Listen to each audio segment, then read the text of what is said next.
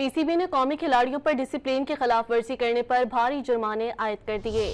जराये के मुताबिक गुज़िश्ता बरस अक्टूबर में इंग्लैंड के खिलाफ मुल्तान टेस्ट से लेकर साउथ अफ्रीका सीरीज तक खिलाड़ियों पर तकरीबन 33 लाख रुपए के जुर्माने किए गए।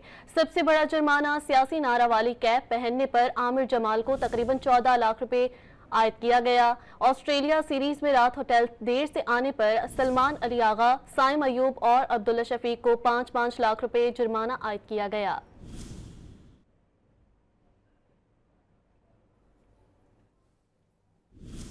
पीसीबी ने कौमी खिलाड़ियों पर डिसिप्लिन की खिलाफ वर्जी करने पर भारी जुर्माने आयद कर दिए।